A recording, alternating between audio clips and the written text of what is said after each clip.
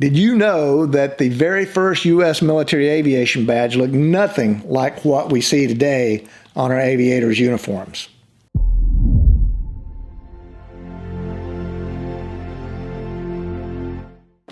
Hi guys, and welcome back to the Storm Cellar. Today I'm going to talk about U.S. military rated officer wings. Now when I talk about wings, I'm talking about the wings that we wear on our uniforms. Most don't realize it, but there is a difference in each of the service's rated officer wings. But first we need to ask, what is a rated officer? Well, a rated officer is someone whose duties involve flying. Also, only a rated officer can command a flying unit. In other words, you wouldn't have a supply officer that would be commanding a F-22 squadron, group, or wing. In the Air Force, the only rated officers are pilots, combat systems officers, air battle managers, and now remotely piloted aircraft pilots. In the Navy and Marine Corps, they have both pilots, who are called naval aviators, and NFOs, or naval flight officers. In the U.S. Coast Guard, they only have pilots, called Coast Guard aviators, of course. They used to have naval flight officers when they flew the E-2 Hawkeyes. However, a crash in Puerto Rico in 1990 made the Coast Guard reconsider their use of that aircraft and returned all the E-2s back to the Navy.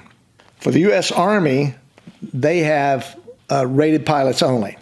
They're either rated commissioned officer pilots, who generally command at the company, battalion, regiment level, or aviation warrant officers, which make about 70% of the pilot force and are technical experts. These guys definitely have it made because they get to fly all the time, which is great.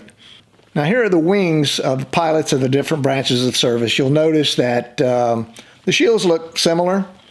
However, Navy's gold, Air Force silver, and the Air Force has the stars and the wreaths, and the Navy has a single anchor for aviators and 2 anchors for naval flight officers. Here are the U.S. Air Force rated officer wings, which include the combat systems officer, formerly known as the navigator, air battle manager, and remotely piloted aircraft pilot. In 1913, the U.S. Air Service was presented with the first aviator badge, not wings, but a badge. The first actual military aviation wings were first awarded in 1917, and the shield changed again in 1919 to what we know today as the U.S. Air Force pilot wings.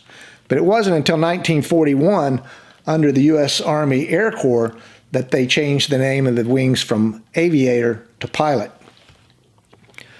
One thing you'll notice on U.S. Air Force wings is, as I mentioned before, the star with the wreath around it, just a star, or basic wings.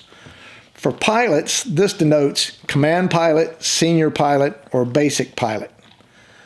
All the others are master, senior, or basic, all the other Air Force wings.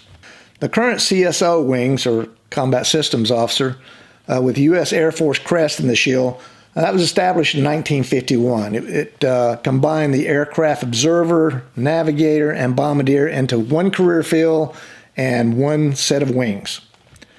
The air battle manager wings were established in 1999 when the aircrew rating was changed from non-rated to rated officers. U.S. Navy aviator wings were first established in 1917, and naval flight officer wings were designed in 1966. The last thing I'll leave you with is to take a look at the astronaut wings. As you can tell, it's exact same wings of each service, and all have a shooting star on the shield. All services are eligible, as well as all ratings, not just pilots. However, those U.S. Air Force officers who are non-rated and go into space as a payload specialist are allowed to wear the U.S. Air Force observer wings, which are the CSO wings with a shooting star. Okay, we'll leave it there.